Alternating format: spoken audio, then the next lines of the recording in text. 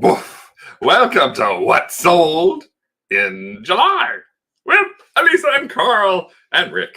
We're here to talk about Two Dogs Digs Tuesday Night Live Hall Pass. We're going to talk about some of the stuff, the fun stuff that sold on eBay, Etsy, a couple other places.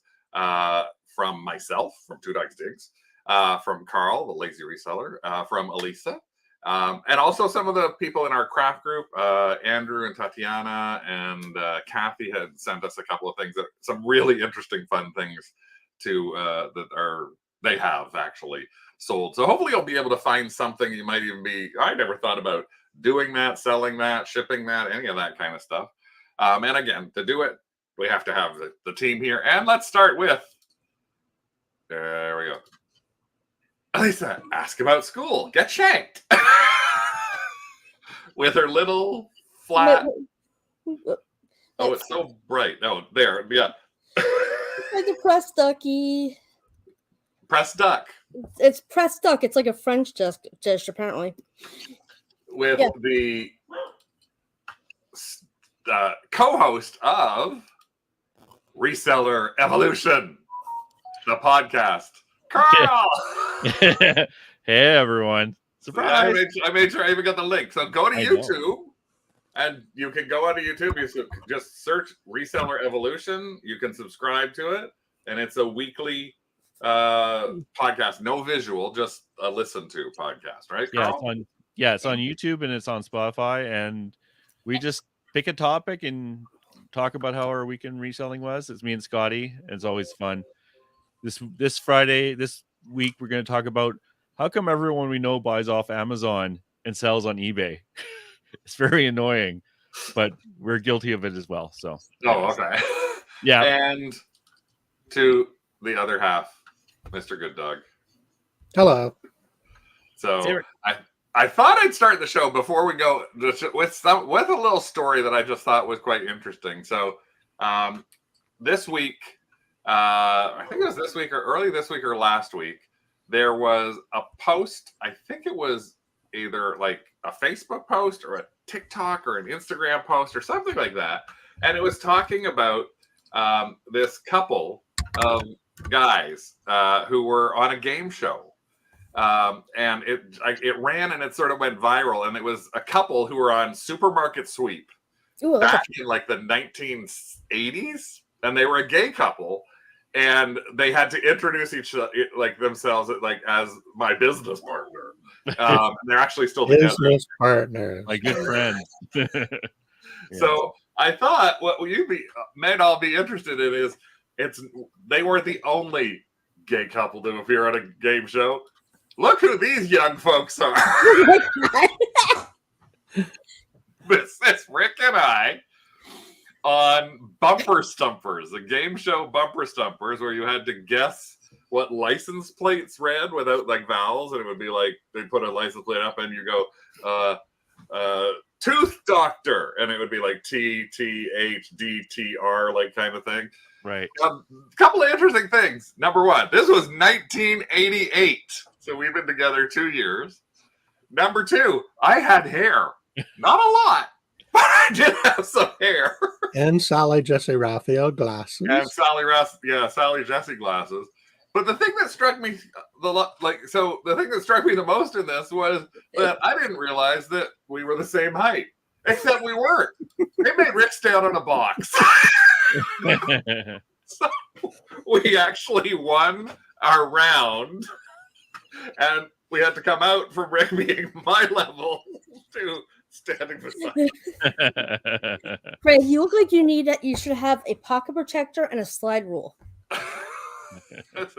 This is my famous Willie Wear suit, like from the 80s. It was actually Willie Wear. And yeah, it was strange, but you can tell a little more on the story if you want, Rick. Well, basically, I'd seen the viral post, and there was a follow-up to the viral post. The couple actually responded to it, saying, well, here we are. It's 27 years later, and we've been together 40 years and blah, blah, blah. Yeah. And we actually did have a business together. So I got to thinking, Craig and I were on Bumper Stumpers in the first years of our marriage or our relationship. Can I find it? can I actually figure out how to track down the episode online? And I did a search, bumper stumpers, Craig and Rick. And through the magic of searching and rabbit holes, I found a gay dude with his husband of 20 years who have a repository of game shows. They traded videos with other people through the years, and he actually had our episode. So I sent him a very poignant message. Hey, I'm Rick. I'm a gay dude in a relationship. I saw this viral post. Is there any possibility that you can give me the copy of the video that we were in? And I got a response in like 10 minutes with a link to download the video. Awesome. And we did a little bit more back and forth. And now Craig and I are invited to be on a podcast for game show contestants. Game show contestants. No, game show contestants. Oh, sorry, just regular game show contestants. People who have been on game shows with interesting stories. Yeah, that's good. That wasn't the only game show we were on. I was on Definition. With your mom, and you were molested. I was on What? I was on the MTV Canada version of there was some weird show. I just remember being strapped to a wheel that got spun around. Yeah, I was on that one too. It was Gallagher hosted it. Yeah, so there were a few game shows back in the early days. So yeah, we only got on the show because Craig had a friend in the production company that was looking for people to be on the show because they were running out of contestants. They ran out of contestants. It was a brand new show. In They were fact, running out of contestants. They called up Craig and like, sure, no problem, let's go. and then the people that we played against and lost after the first round, we won $2,600, which in 1988 was big money. The people that we played against, because the first round, Rick was really great. The second round, Rick sucked. I fell apart. He fell apart after winning. Now, the other thing that was sort of cute was when we won, we went like this. Yeah. Yeah, the thing that gets me. It was like, yeah. The thing that got me was every time we had a good answer, I would shake Craig's hand. Yeah, he shook my hand like 6 times. Greg? It was really silly. So, Carl, we are in the presence of greatness in this Highwood Squares. I'm learning things this show. I did not know. Charmaine asked, "What is Definition?" You must be young. And Lisa said, "I love Definition." She old. Lisa Wall said, "I was late for school because Definition came on." Definition was this strange Canadian game show. Basically, it was Wheel of Fortune, except you got set with a celebrity contestant. My celebrity contestant was Brian Linehan. Brian Linehan, who in Canada was like the biggest movie interviewer, or he was everywhere back in the 80s. If a movie came to Jiminy Glick without the weight. Oh yeah, he was like the Roger Ebert of Canada with movies and stuff like that. So he knew everybody. He was on, they interviewed him everywhere. He was creepy as heck, and he kept leaning in towards me and I thought he put his hand on me, and I was like, oh my god, it was just so strange. I lost. They ran out of contestants. Typical, I guess, in Canada. I called my mom. She drove down. They put her on. She won. Now, the unfortunate thing is when she won, they had no idea who their sponsors were going to be for that particular season yet. So they had to take a break and say, and here's what you won, Audrey. And then they cut away, and then they came back, and they just said, now be happy. My mother won a set of bikinis. My 65-year-old mother won a set of women's bikinis. That's even better. Yeah, and she won 2 games. Her second game, she was so ecstatic because, oh my god, I needed that so much. And a set of encyclopedias. My parting gift was hair curlers and a lady's watch. Which was just so. Yes, Jim Perry was the host, and it was actually filmed about 2 blocks from our house. You can find that sometimes on Game Show Network. It'll show up there. Even in the States, it'll show up on Game Show Network. Bumper Stumpers does that as well, because it was actually a Mark Goodson, Bill Todman production kind of thing. So Yeah, I it's gotta produced look by the this up. Global Television Network It is and by was Global distributed to Game Show Network or Game Show TV.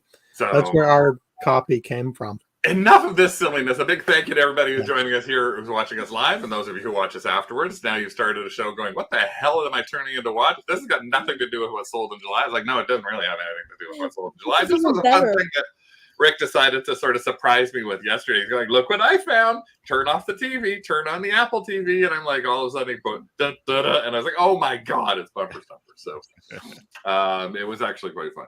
Now, here's something I just wanted to show you because I thought this was actually something else that was funny because I did go to a couple of thrift stores. Didn't pick up very much in the past little while. I wasn't as lucky as Charmaine and Brian, who took a little trip into Michigan and a little south to the longest garage sale in the world, a road trip down that goes all the way down through, I think, Tennessee and Kentucky. Janet London Wire was also at it too. And they bought 163 insulators. If you're in the craft group, you'll see a post with all of these glass insulators that they bought. That I said, oh my God. And Rick said, no, I wouldn't have let you buy them. So it's just interesting to see them all. They got them for like $165, really Couldn't cheap. get rid of them. Not worth as much now.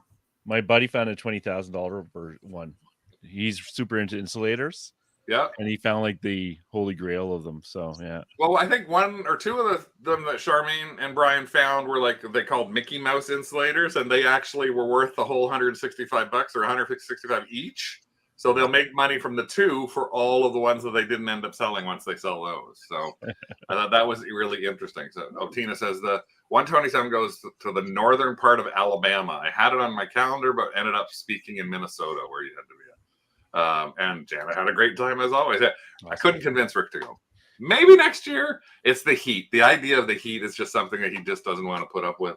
I can put up with the driving. He just didn't want to put up with the heat. So, but something else that when I was at some thrift stores, I didn't find a lot of stuff, as I said, like Charmaine. Oh, there we go. Brian sold the first one today for $50, and another guy's already interested in 4 others.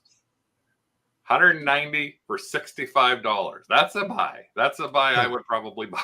I'd be very tempted. I'd be fighting with Rick. The heat was brutal. Yes, I can just imagine. Hey, Ollie.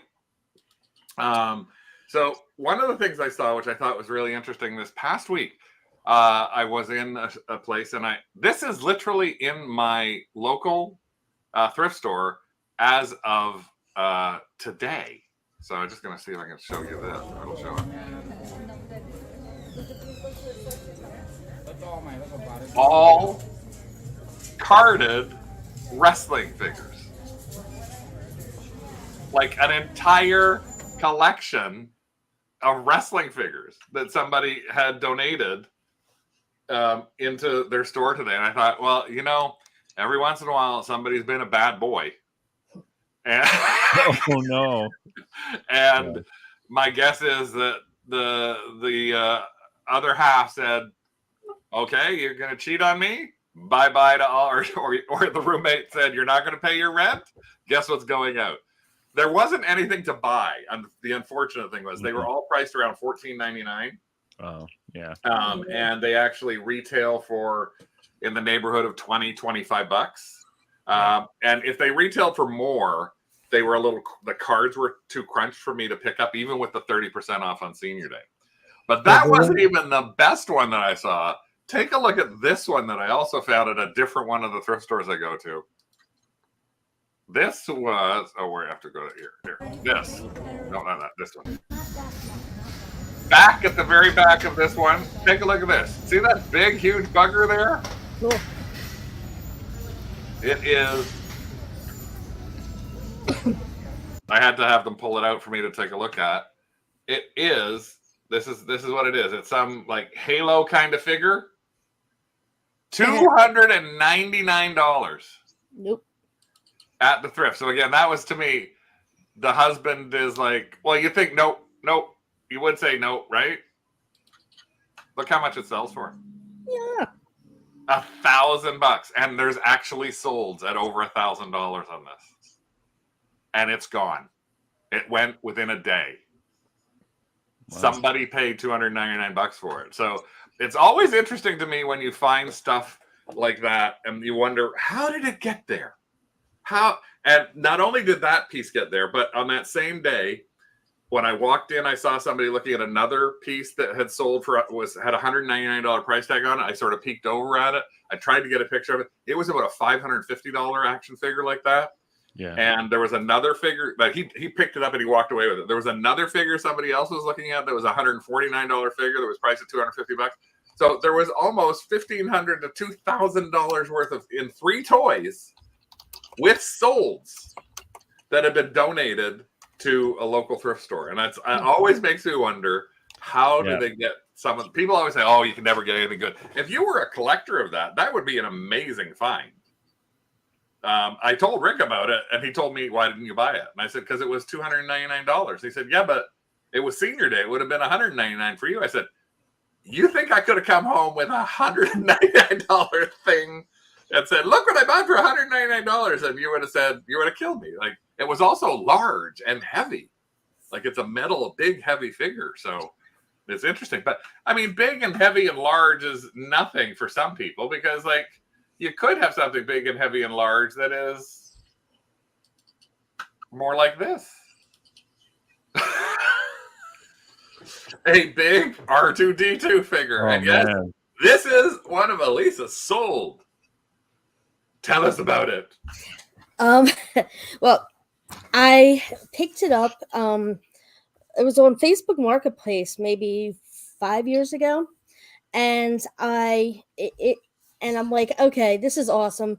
It was $50, but then I had one of the like a bear, like one of those country bear people things, like stuffed animals from the 80s. Yeah. And the lady's like, oh, well, I'll trade you. I'll take $20 off if you give me that. I'm like, sold. So it's actually from just a cooler display from 1999, I believe, from the Star Wars Episode 1, and it rolls. It's like, it works. And the back was like, it was in. I hear click. It was like apparently in the sun on the back. So I just put in, it was on Tatooine, and the sun damaged the back from like the multiple suns in that. So it lived in my classroom, my school library for 5 years.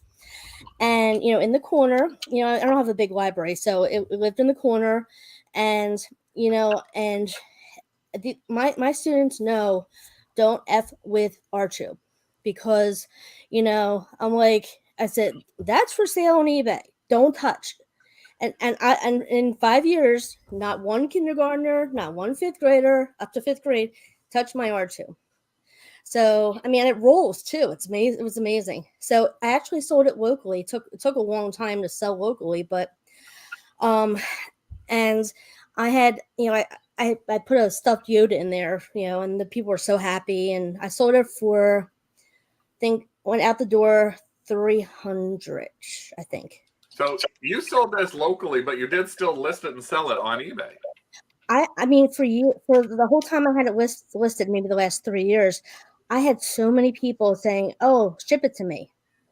And I mean, I'm 5 feet tall. R2 was about 4.5 feet tall, and it has like that. The dome is removable, and it's I mean, you crack it, it's forget about it.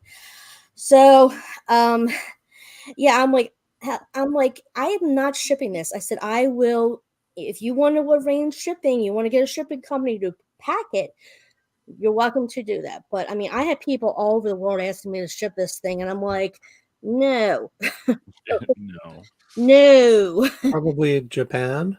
Michael has just the body of an R2. Yeah, I'm sure there's somebody who'd want that.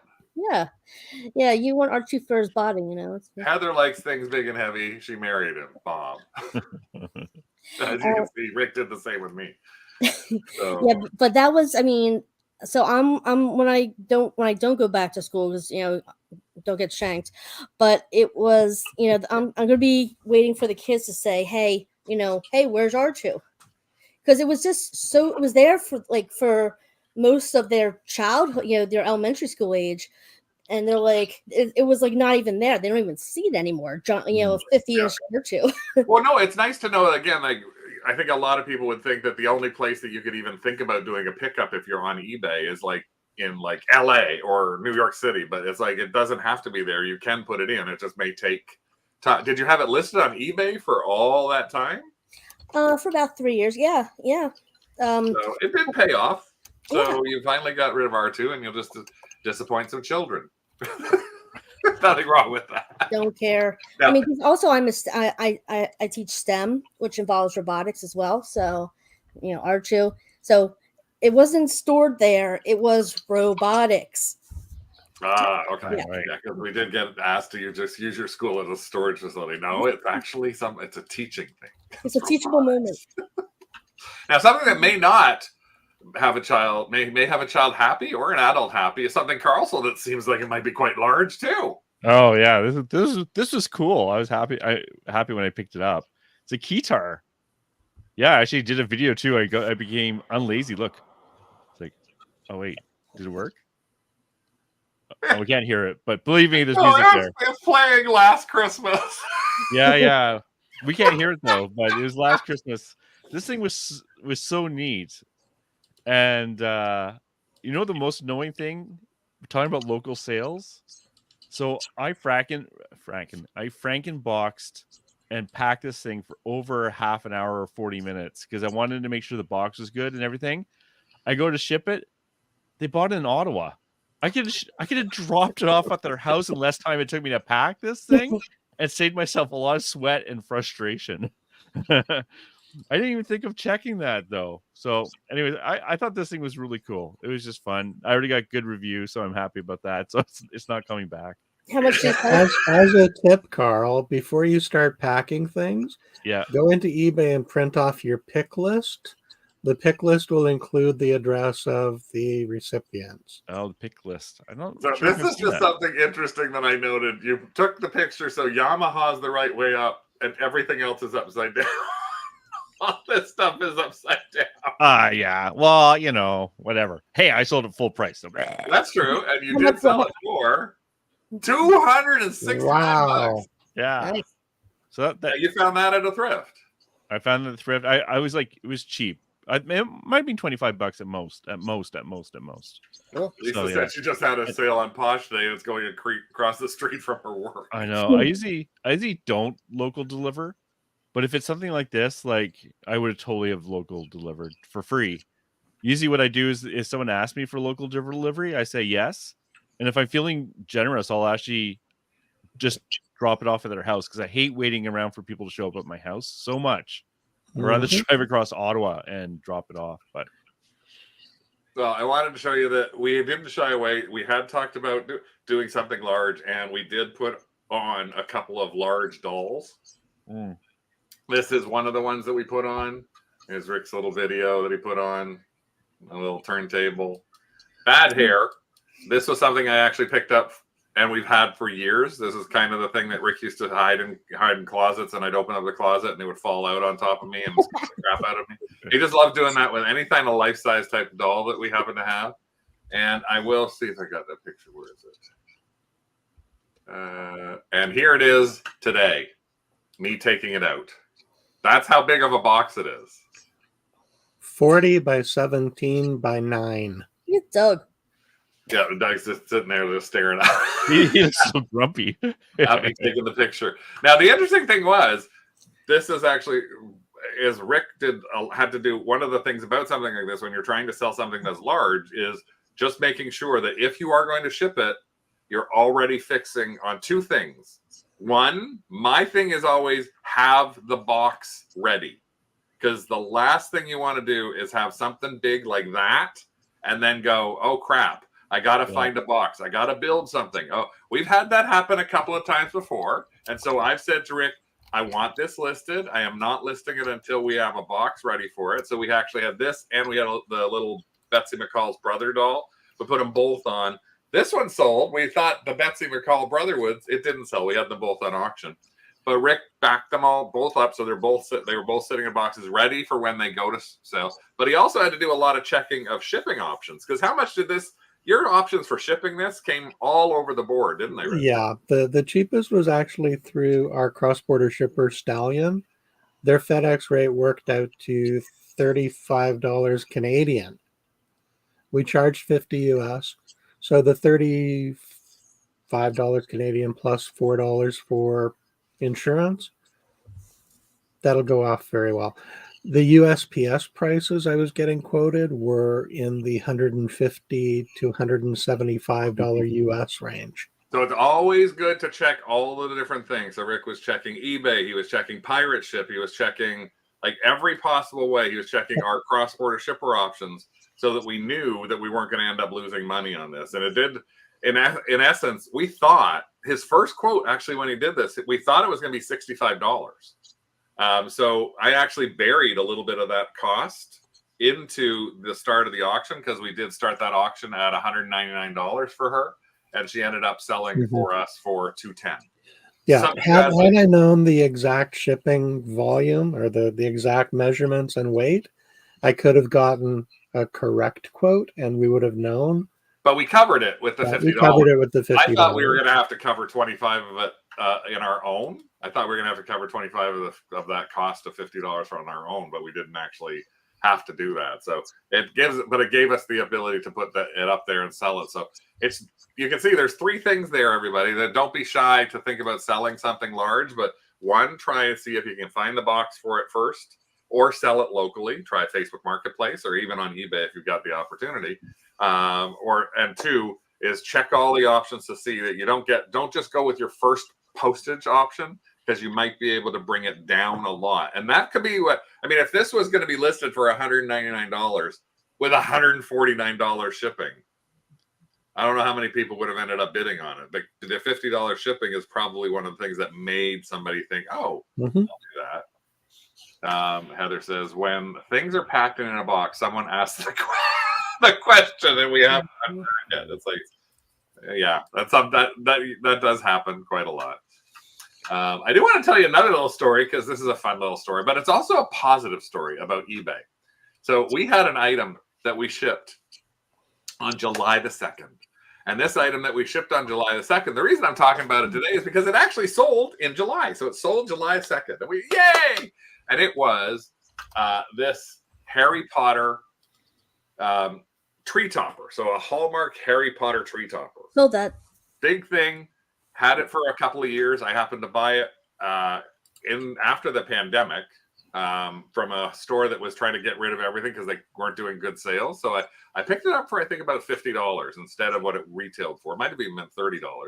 And it's like, okay, they're brand new, still was in the box. So Rick took all the pictures of it. There's the box for it. It's quite a large box. A couple of dents on it, but the inside was perfect. And I saw everybody else was listing this for like $225. So I thought, you know what? I'm going to list it and try and compete against them by going against it at $195 with shipping added. And we sold it in like an hour. Yay! We sold this in an hour. That was so much fun that we had it because we had two. Yay, we'll ship this. So we threw it into our shipper. And July 2nd, it went out to our shipper. And then I thought, well, maybe it's July 4th. It's not showing up across the border. July 9th, it's not showing up across the border. So we chase it down, and it's never been received by USPS. Oh, no. So we have a $200 thing that we've dropped off with our postage carrier. They say they got it, but they say it's not our responsibility. We dropped it off at the USPS, and USPS is going, we never got it. We don't know what you're talking about. So we waited and waited. I sent the guy messages saying, I'm sorry. And then finally, last week, he's like, I'm sorry, I can't wait. I'd like my money back. So it's like, okay, money back. I guess we have to give you your money back. It's now been a month since you bought it. So I guess it's reasonable. Here's your money back. The problem with here's your money back was that meant our pay from eBay last week was very, very low. They took out the $195 from our pay. So it's like, oh, that really reduced the pay. Yesterday, don't know why, Rick decides he's just got to go plug that, of all things, just randomly. I have the tabs for Stallion and Chit Chats open on my computer at all times. But randomly, you decided. I looked at the Chit Chats tab and I did a refresh, and I noticed that the status of the package went from in transit to inducted. Received. Oh my. On August the 5th. On August 5th. the 5th. It was scanned by USPS in New York. 32 days later. Mm-hmm. 3 days after I refunded him fully. And now it's on to its next hop. But I did speak with eBay. I'm on eBay concierge service, so I messaged eBay and spoke to them in concierge, and we're going to be covered because they can see that it was dropped off and basically lost by USPS. I don't know how they're covering it. My assumption is they're not going to be able to go back to the person that they refunded the money to and try and steal it back again. It will probably be funded out of eBay's. Well, we have to pay for some things out of our own pocket. But they said we're going to get our money. All they need to do is see it actually delivered. So next week they're going to phone me back next week, follow up on it, make sure it's been delivered. So I just wanted people to think about that. It's like everybody always says, "Oh, eBay customer service is horrible. eBay never helps you. We're on the other side of the buyer." No, they're on the side of the seller. They understood everything that went on this, and they supported us fully. Now the problem was, Charmaine made a comment like, I do insurance claims that work. The problem with this is when we use a cross-border shipper and we don't buy our postage with them, we buy our postage on eBay or we buy our postage outside, they won't insure it. So basically they just say, sorry, the only way you can get insurance through a cross-border shipper for Canadians is to buy your postage with them. We did do that for this girl, the big girl that just went off. We bought our postage through Stallion Express. So right now we're mad at Chit Chats Express, but we're happy with Stallion because Stallion can buy our stuff. Chit Chat went, we don't care. Could you intercept it? No, we tried to do an intercept, but the problem we had with trying to do an intercept on it was one, it's actually in New York and it's going to like somewhere really close to New York. And so we didn't think we'd actually catch it in time. The second thing is when you go in, we're Canadian, they would not accept a Canadian credit card. You have to have a U.S. address credit card in order to do it. So I could have called you, Elisa, and said, can you please do this for me, Elisa? We just decided, you know what? Let's call eBay first and see what happens. So now we're not worrying about it. Yeah, but so I mean, I'm having like flashbacks to the last couple months with things like that happening. You know, send a perfume to someone in like Miami area. Gwen Stefani, kind of one of those Harajuku ones. Yeah. And of course, new buyer, and they had the wrong address, so it got bumped back to me. And I kept on saying, "Hey, I have your package. I'll send it out. Just pay for the return shipping, to get it back to you."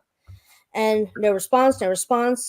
I mean, and then, oh yeah, I want it. Okay, well, what's the address? Well, this thing went on for 2.5 months, and it was like, and like they put in I sent it, they received it. I got positive reviews saying they received it, and then they put in a thing with the credit card company saying they didn't receive it, and it was a nightmare. It was a nightmare. Finally, after 2.5 months, stop laughing.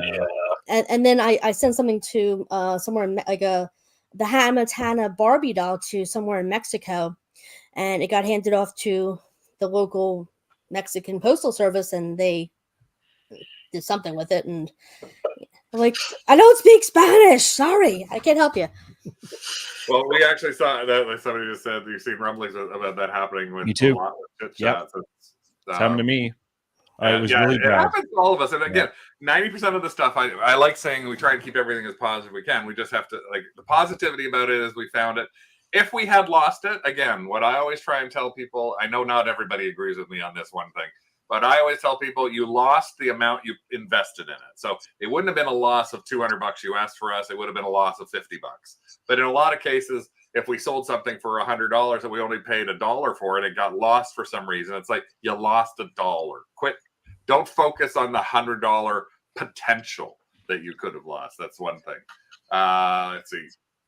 Charmaine said your credit card could cover it if it was charged your credit card. Yeah. Lisa got reimbursed by eBay for something that USPS lost. She were just like us. She refunded the customer. eBay paid her. Then they got it delivered a month later. Yeah, it's weird that those kind of things happen. Weird things, yeah, Holly. Weird things can happen. Tina shipped 2 mugs from Wisconsin to San Francisco. The box went to Virginia, then to Maryland, then to Washington, then bounced around. Yeah, we saw a post the other day that was somebody sending UPS. I'm not sure if it was in the craft group or not. It was in the craft group. It literally looked like it had gone to 30 or 40 different places, back and forth all over the U.S., and it still hasn't been delivered. It's like, that happens every once in a while. We've seen stuff where we send it. It's like Buffalo, Chicago, Toledo, and then all of a sudden Seattle. It's like, what the hell is it doing Seattle? It's supposed to be. We had one package that was stuck in that loop. I don't know if you remember that. Doing loop over and over. And looping.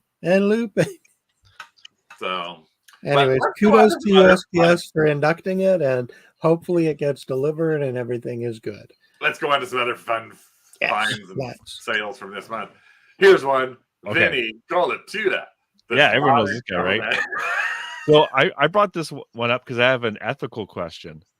That's why I wanted to show this one. An ethical question about Greg and Randy, or So I got a question on this one from a potential buyer. Hadn't bought it, and they said, "Does it include the supplement?" See, it says sound supplement. Yeah. So I went, "Uh-oh." So I went and checked it, and like the records. Remember they used to have these like floppy records, plastic floppy records. Yeah, yes. I remember getting one in the newspaper once and being really excited. Anyways, so I went and looked at it, and it's like, yeah, it does have that record in it. And when I comped this, I went and looked, and they were selling for $10, right? And there's a few outliers selling for $40, and I couldn't figure out why. So what I figured is the ones that sold for $10 didn't have the supplements. So what do you? This is actually, I'm going to ask you, what do you do? What do you do? I'm going to put you on the hot revise seat. the listing and bump it up to an additional $10. I'd undercut the others that are out there on the market. Yeah. And thank the buyer for pointing out the fact that there is something better about this than the normal ones without the supplement. I give them maybe a small discount as a thank you, to encourage them to buy it. So you guys would bump the price after the person asked a question? Yep, absolutely. No. I would. No, I wouldn't. I wouldn't bump the price if that person is buying it. Yes. But I would give them literally a response and give them less than, I'd give them 24 hours. Exactly. And that's and exactly if what I they did did. not buy it within 24 hours, I would not just revise. I would literally end it and relaunch it and I would change the title of it that says includes. Add a picture of the floppy disk. Yeah. What did you do, Carl? And that's exactly what I did. And my logic was this: it's not fair to the buyer if they ask a question and then you up the price on them. It was my fault for not comping it right. Now, this was 10 to 30 or 40. Now, if it was 10 to 200, my ethics might have slid a bit. But in this case, why didn't he buy it without the supplement in it and take the risk? Well, he could have done that, right? That's true. Yeah, that's my logic. Rick would rip the supplement out, sell the supplement separately, and then just say no. I might do.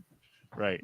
It really depends how nicely they ask and whether they've got good feedback too. Yeah, Holly says I would end it right then and relist it. Yeah, that's fine. Like this was not an easy question. Bump the price, but allow that person to purchase at the original amount. Right. That's another way you could theoretically do it if you were doing a revision. That's cutting the baby in half. You could revise the price with a best offer added. Yeah. And tell the person, I didn't realize it was in there. I have to adjust the price, but if you want it, I'll accept your best offer at $10 for the next 24 hours. I could have done that too. It'd been up for a while, so no one had bought it in 3 months. So it wasn't like it was going to go. I just said, this is a great deal. If you buy it now.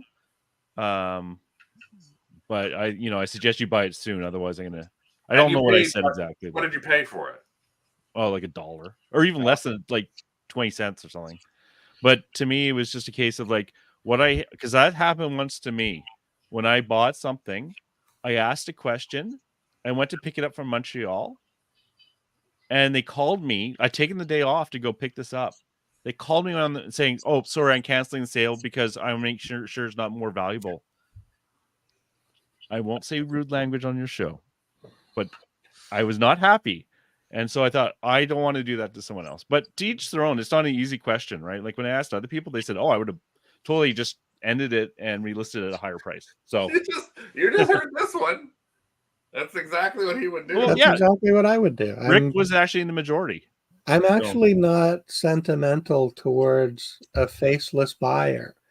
If it were a buyer that had dealt with us before, and we had some sort of prior relationship, that changes how I would deal with it. Yeah.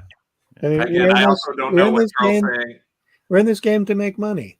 I know, we but want to again, get the most money we can for the items we've got listed. Says the man who never lists anything and leaves it all up to me to take care of. I've listed a few things, and I list my things with a stretch goal. But I will say the one thing that you did say, Carl, which also makes sense, is it's 10 to 40. Yes. It's not, and it will cost you a quarter or whatever. It's not 10 to 300. It's not something like that. But again, we post things all the time. We talk about doing auctions on eBay. And one of the reasons we do auctions on eBay is because we don't know what everything's worth in this batch of stuff. And I could have put out like 10 of those like Modern Drummer magazines and put them in a lot, and Max sold it, got $1 for them. Like, you never know what you're actually gonna, if you don't know enough about something and you're not looking for it. It's sort of like, if someone asks you the question, I'm more the kind, I would look for it. I'd say, oh yes, it's there. And then I would try and give them that one option. But then it would be like, no, I wouldn't take it away from them buying it, because I don't feel right doing that. Someone else said, pull it and block them. I don't care. But that's why Craig doesn't let me do any customer service. And I'm not saying there's a right or wrong answer to this one. This was like not an easy one for me either. I also don't think it's a life or a death ethical situation. No, it is not. We're talking about a potential $30. Exactly. Now, here's a little something that Elisa sold, which is like, I got to look at it. I was like, what the heck is this? Thread. And then I looked a little closer. Thread. Yeah. Or floss. Yep. Somebody has wound them up on these thread winders. It's a certain brands. I can't remember the name of the brand, but it's from the 50s or maybe earlier. And it took a long time to sell. It took a long time. Yeah, thread winders. It took a long time to sell. I bought that during my industrial chic phase. I was and of course they all came out of the bag and started unwinding, and I had 6 out of the 9, and then there's thread everywhere and it's all unwinding. I'm like, I don't know. And you sold it for $60. Oh yeah, for some thread that was wound and partially unwound. Yep, it's thread. Well, we talked to you about selling something big and heavy, which was the meat grinder, and then we decided to take it apart. That meat grinder was selling for like $70 on average, so we took it apart and we sold this. We've actually sold almost all the pieces for it now. This was one of the strainers that we sold for $40.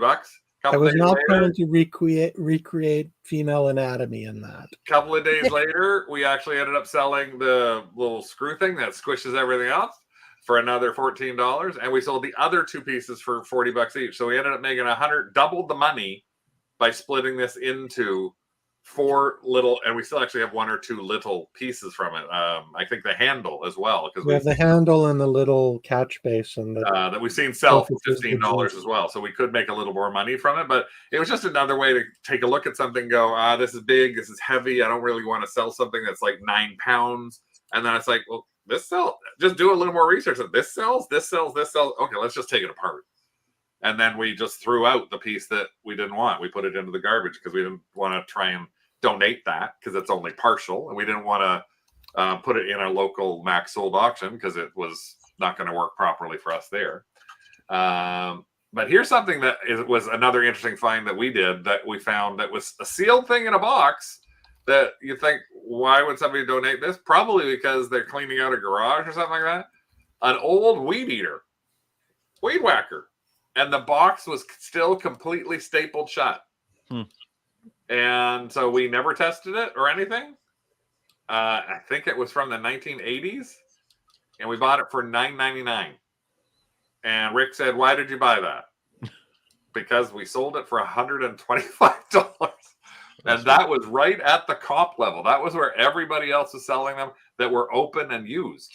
But we thought, you know what? We just want to, that's part of the goal. As I mentioned, the goals for like July was like, get rid of stuff, trying to get some money back, try and do something that's got a good amount in it. So it's like, this was $125. I could have put it at $175, and who knows how long I would have sat on it.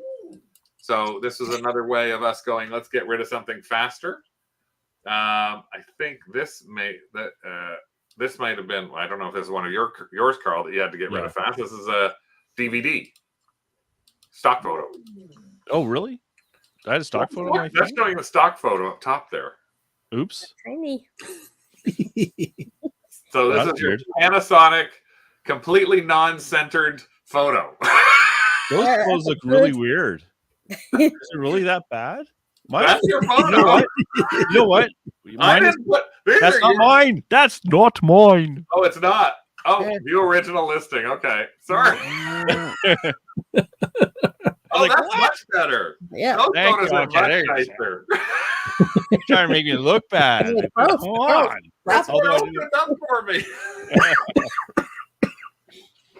Oh, jeez. I just want to show this one because I got good money for it, and I had it in my death pile forever, and I got it for free in the Max Sold pickup where I was buying other stuff, and it was totally worth it. And hopefully, I think they've had it for a while. So this is not even a combo. So watch out for these HD ones. That's it. HDD.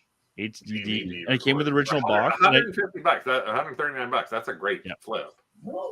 This is an interesting one. They're babies. Is this a bubble? It's a double bubble. No, it's it is.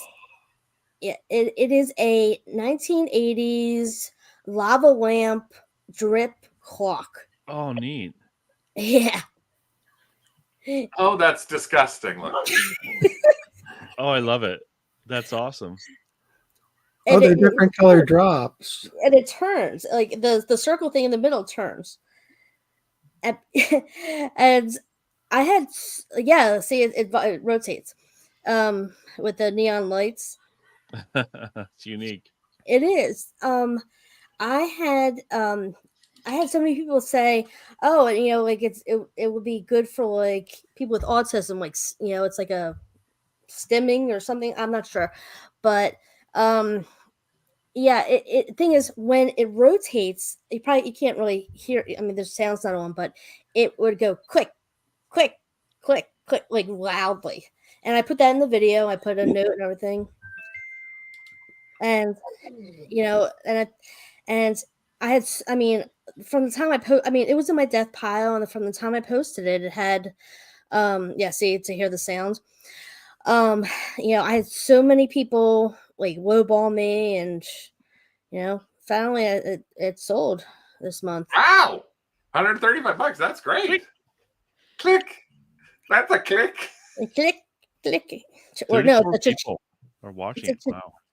Wait, what happened? It's a cha-ching, not a click. Yeah. And then you could click your heels a couple of times and end up in the Emerald City in these. Yeah, they sold last week. I forgot. Now I'm forgetting everything. It's the funny design style. The Betsy Johnson. Betsy Johnson, thank you. And yeah, I mean, sparkly turquoise party shoes.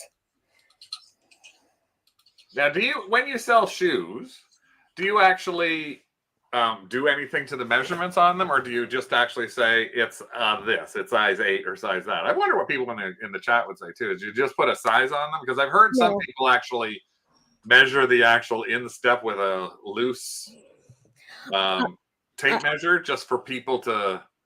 No, there's probably pictures in there, maybe not, I'm not sure, but I always tape measure the length. And the only picture I can see is this one that has a measure in it. Yeah, that's the heel, because people they're always asking what the heel length is. But I always do the length of, like, running shoes, or sneakers or loafers, because sometimes it's like the size is either worn off, or it's so in there that you really can't see what the size is. So, in case it's worn off, I always like to have a tape, like a tape measure that says, okay, this is, there's no size, or it's worn off. Please look at the dimensions. Sizely as a shoe template. I used to use Sizely for when I tried doing stuff, and then I stopped using it. Too much measuring. Too much measuring. Cowboys and Indians. Okay, this one was funny because it's sold for good money, which I know you're going to show in a second. The person asked me just to send him two of the horses, the red horses and the yellow horse. He said, "Don't send me anything else." He just wanted those 3. So you sold the whole lot, yeah, for one price, and then he only wanted this, and this. And then he sent me a link to a website to check out, because this is a rare Canadian versions of these horses. And you sold just those 3 horses for $50 American, yeah. So I kept the rest. Yeah. And so now, have you redone the pictures? No, I committed to a flea market booth. So I'm just gonna take it there. Yeah. But it was interesting because it's like, okay, now I'm gonna be on the lookout for these red and yellow horses. Especially especially these hollow. Well, those aren't hollow, those are solid. Yeah. These guys, I've seen those kind of things. I've seen so many. Surprised that with that he didn't want this guy. Me too. Since it's same kind of color mix as the two of those are. Yeah. But that's a great flip for $50. I was worried about INAD. I was, but everyone said do not worry about it because it was in the message. Oh, okay. This is I'm always talking about plates. I showed you this in a Thrift It or Throw It, I think it was. This is a Royal Dalton set. We paid $3.99. It's a kid's plate and their bowl. I had 2 of them, so I decided I was going to try, hopefully sell them together. But I can't remember if I listed them separately or I listed them as 2 pair, and they bought both pair for $29 a piece. So again, something that costs a couple of bucks, and it's a plate again. We just want people to always be looking out for something that's a little bit, oh, look, that's what I see. I see a giraffe there. It's not just your regular kind of plates. You can get good money on them. And this is another thing we showed you before, which was in a Thrift It or Throw It. This was the Little Prince. We did put these up for auction. This had crazing. We identified the crazing that was all over the cup on its own. We paid $5.99 for 4 pieces. We auctioned them all. I put them a little low in what I thought to maybe get rid of them in a one shot. This is the only one we got a bid on, but we got a bid of $30 for just the one cup. So I've made the money on the cup. I now have to add those other things back in as the time goes on for me to say, okay, time for me to put this back on. It's not on auction now that it's ended. I'm going to show Fluff, then I'm going to show you a couple of things from our group. This is Fluff. That's her name. It's not just Fluff, but it's Fluff. Yeah, in the last in the end of June, we told this. Craig and I told the story last month, but I was at a thrift store. I'm actually at the beach again right now, my friend's house, and I said I found all these vintage dolls, and I said, "Hey, Craig, should I buy this one?" He said, "No, it's Fluff," and I'm like, oh, "Okay, that means it's it's like $1." I said, "Yes, it's Fluff," and you thought I meant no, it's Fluff. Yeah. So then we went back and forth. Who's on first? What's on second? About it's Fluff. And Fluff sold. Fluff sold to right outside of north of Paris. Not the original dress. She looks a little crazy, but sold for $50. Nice. Yeah. Next one I'm going to put up. We got a couple of things that are really interesting, so I thought I'd show you these. This is actually Slow Crafter Tatiana. This is one of, I think, my favorite amazing ones from the month. This is literally a little baggie filled with stickers. 2 little baggies. Assorted stickers. You can see the price on them for the assorted stickers. 75 cents for some assorted stickers. Lisa Frank. This is the lot spread out. Wow. Wow. Those assorted stickers. You couldn't even tell that this was like this. They're not Lisa Frank. They're I don't know what the name is somewhere else, but Sandy Lion. Mrs. Grossman's sticker lot sold for $150 US. That's a teacher. Nice. Why? Stickers can be. I'm always on the lookout for stickers now. It's actually the name of the sticker. Oh, Mrs. Grossman stickers, designed by Julie Cohen. I guess it was for like a teacher. It's supposed to be this is the teacher stickers. But yeah, Mrs. Grossman stickers. I thought it was a retired teacher selling her stuff. So is that like a brand to look? Yeah, I've never heard of Stickers by the Yard. Mrs. Grossman's Stickers by the Yard, and that is one heck of a yard of stickers. So is that a Bolo brand? Like, I think I've always thought the only Bolo brand that you should look for, or our, as we call them, our woofs, was to look for Sandy Lion. yeah. Sandy Lion can be really, really good money. Like an individual sheet of Sandy Lion that might be like bears, I've sold for $150 just for some bear stickers. Yeah. And actually, there, Lisa Wallace said, I just saw a bunch of Scratch and Sniff go on Facebook for $150. So this is actually another name I'm going to have to start looking out for, which is Mrs. Grossman's. Where is it? Come on, Mrs. Grossman, where are you? Mrs. Grossman stickers, 1996. I must admit, I would walk by. Yeah. Well, again, yeah, when you look at that picture, if you saw that sitting in a like, Ziploc bag for 75 cents, why would you think that there's lots of stuff under there? I thought it was just I would have bought them just because I like penguins. I kind of would like to know why she picked them up. This is Tatiana, actually. This is she's Slow Crafter. I do have a teaching degree, but I'm not currently teaching. Yeah, I remember those rolls of stickers. I remember in the 80s. I remember I was a sticker girl. And I remember the rolls. I'm actually looking at the eBay for and there's a roll someone has from 1988 for $80 for 164 stickers. Yeah, no, it's surprising. Tatiana said this was found at a small Salvation Army store in a small town in Ontario, and the person who got them was overjoyed. And when she saw them, she first looked at them, she thought they looked like junk, and then was like, "Oh no, that's not that's not junk." Okay, so she recognized it. I'll have to look at that after. Speaking of not junk, Andrew has some great stuff. He has a number of different stores. The way Andrew actually works his eBay, he has an eBay store that's for like books and an eBay store that's for records. So he has 2 or 3 or 4 eBay stores. This is some of the stuff that he actually has that he sold in the past month. This was a Queen of the North. Just a magnet, a fridge magnet from Port Hardy, sold for $14 for a magnet. This is Carpenter's Reader's Digest CD. Now, Reader's Digest can be really good. You should always keep your eyes open for them. We've tried it, and everyone I've ever picked up has seemed to have been like worth nothing. Oh, I showed it last month. Did I show that one last month? Oh, sorry. You showed the magnet last month. Oh, okay. The Carpenter's I didn't. Carpenter's was $35. Then the Canadian Saber is a hardcover book, $20. And this isn't in those stores, a chess set. And we always say watch out for these because this is probably surprised a lot of people. This actually didn't surprise me when I saw this as Pieces and Things. It's like, who knows what Pieces and Things are? Made in France. Pièce en bois, wooden Great pictures, and $150 for a chess set. Nice. Wow.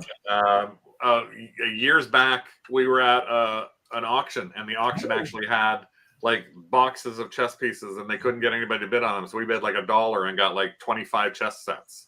And every chess set we had sold for between $25 and $50 a piece. So it was like The amazing. sales really picked up, and we upped the price when the Yeah. Queen's Gambit was on. Yeah, when that was on the TV, Yeah. that was really big. Great chess sales. And then this is an interesting one. This is my other one interesting one, which is We only paid $2 for the chess set. this is interesting because Kathy had posted this Kathy Wilson had posted this in the group to get feedback. Got a lot of comments about here's the good keywords. Tried it as an auction, got no bids. So listed it high and ended up taking an offer of $115. Listed in February, sold in July. It was free. For what? So, and this one was on Etsy. We can't see it. You weren't showing your screen. Sorry, I can't see the screen on there. Sorry, I keep forgetting that. That's what she had. Kaiser pantyhose. Rick's supposed to be telling me when I'm not doing that right. Sorry, I was paying attention to Mr. Doug wooing behind me. Because when I have to look at the Facebook, I have to look at it on the screen that's in front of me, so I can't see what I'm actually showing to anybody. So this is the panties that were listed for $149, sold for $115, got as free, and got the names to put them as burlesque and pin up, things like that. Free panties. I don't know what tap pants are, but I'm just going to leave that alone. It's like, I think when like tap dancing, like they wore these little kind of short things with like. Okay. So I guess that's what those are like. Hey, Miss Bazappa. I would have never thought about calling them tap pants. And then this was.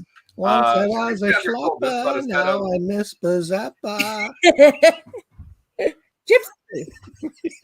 This is she thought she undersold these a little bit. Libby Cobalt Blue Celestial wine glasses for $59. So I still think that's a great sale, no matter what. When you got something like that. Then there's this thing. Oh, that's not theirs. That's one of ours. That's Elisa's. That's mine.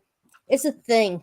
It's an oil can. Oil can. Yeah, it's again part of my industrial chic phase, and I put it up there. I'm like, what the hell? I don't need this anymore. It's always like laying around. So I sold it to someone in California, and I ate a little bit of the shipping cost because I had listed it such a long time ago. I didn't realize it was so heavy, but they got it and they were so like totally through. I got really great feedback on that one. Nice. It was like, I think it was about, I sold it for about $16, which I'm just happy to get rid of it. Now here is another one you sold, which is like bunny. I think it's a bunny. It's a rabbit. Yeah, I actually got it down here at the beach. A lot of these things either like, I got it. It is I forget who the artist is, but it's about 8.5 by 11.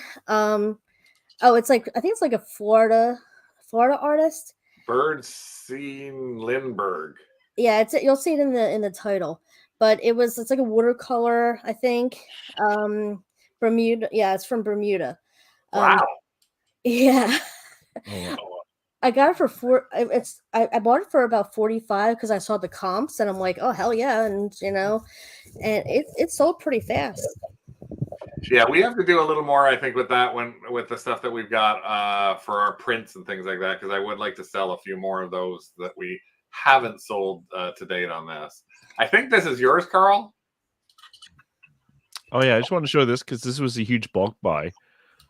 So Salvation Army had a crap load of these. I bought. Oh yeah, I see that often at our Salvation Army. Not them, but like they get a dump load of something. And they're asking $5 each, and I actually negotiated. And I said, well, if I take everything, and so they said 4, and I said, how about $350? And they actually went for it. So I bought 60 of these things. Oh my god. Yeah, I know, eh? Power move. And I was like, I'm just gonna buy them all because I like I said, I'm setting up my flea market, and these are perfect for the flea market. I sold one online already for 20 American, and like I said, I bought $3.50 each. So it'll take forever to sell, but I love these big bulk buys. One listing, or there are two types, so 2 listings, lots of inventory. They can sit around forever. Good profits. Easy that's one of the nice things too, is when you can find a bulk load of something and you can go, okay, if I can, and like if you sell 2 of them, you're gonna cover everything off that you needed to cover.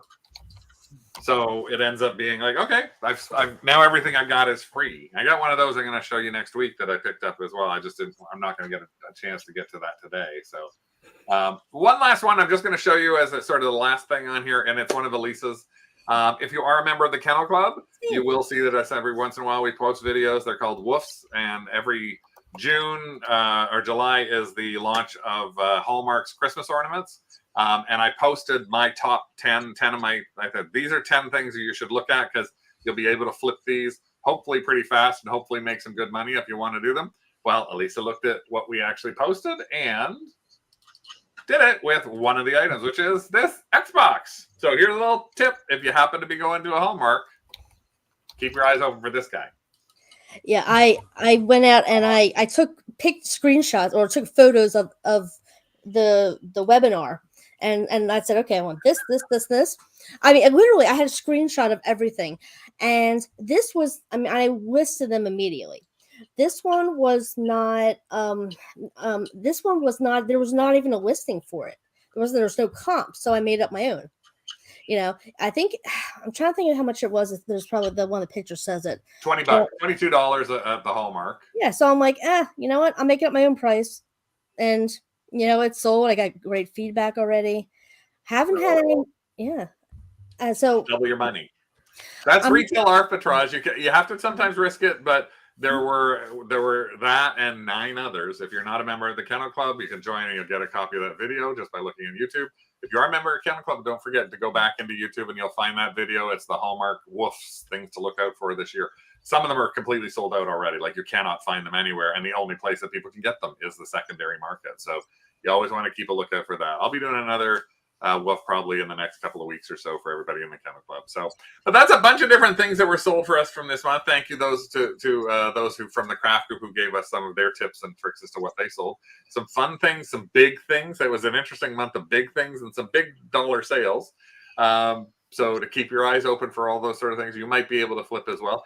Big thank you to Elisa and Carl for joining us here on our monthly recap because they always have stuff that's interesting and sometimes pose dilemmas that we see that everybody handles things differently. And you may handle it differently in your business. That's okay. Everybody handles their reselling their own way. Obviously, Rick and I have our own discrepancies in how we handle our business. I don't. He does it. He avoids as much of it as he possibly can. I get out the bow and arrow and the hatchet, and I yell at him to please list another cookie jar and please make a box for something. That's basically. I am now standing things in the kitchen, going, I'm not moving this from the kitchen table until you make a box for it and get rid of it. I had to do that for the $2 to get them done. You think he's kidding? He's I've got boxes. No, I'm going out. When I come back, I better be boxed. He actually brought a huge box from our storage unit.